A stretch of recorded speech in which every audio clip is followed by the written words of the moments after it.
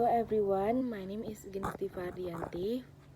For the first, in this video, I'm gonna explain what's the difference between the formative assessment and summative assessment. So basically, formative assessment and summative assessment are both ways to evaluate students' learning, but they serve in different purposes.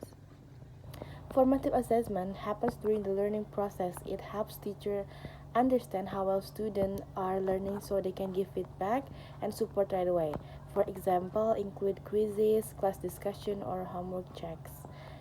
And the goals is to help students improve. And on the other hand, summative assessment takes place at the end of a learning period, like a final exam or a big project.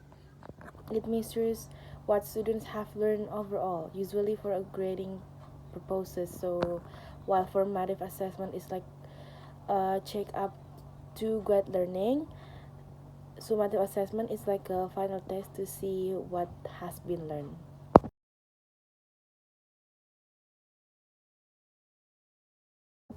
So one of the example of formative assessment, I choose sentence, phrase, and word. So after a lesson is finished, students are asked to reflect on what they learned by choosing one sentence, one phrase, and one word that stood out to them or help them understand to the topic better.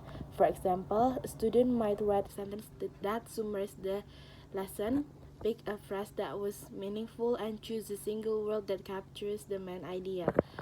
After writing them down, students can underline their sentence to show the most important part of the reflections. This activity helps students think deeply what they learn while also give a teacher a quick way to check their understanding.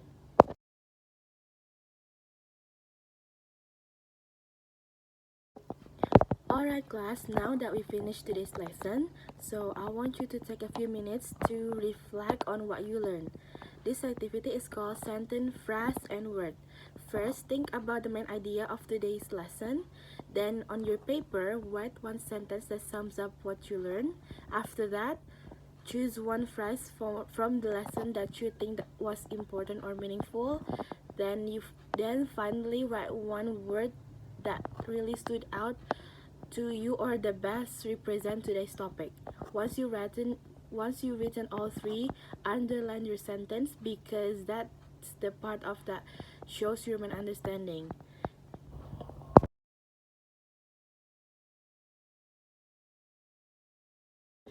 So for example, for summative assessment, I choose brochure. A brochure is a fun way and creative way for students to show what they learn. First, they brainstorm and make an outline of the topic. Then they gather key information and organize it clearly. After that, they create a brochure by folding a paper into three parts or making it digitally. They can add text, pictures, and design to help explain the topic and make it interesting to read.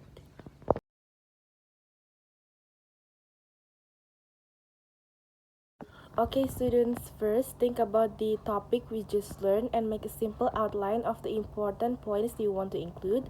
Next, gather information from your notes, textbook or group discussion. Then take one sheet of paper and fold it into three parts like a pamphlet, or if you prefer, you can also create your brochure digitally.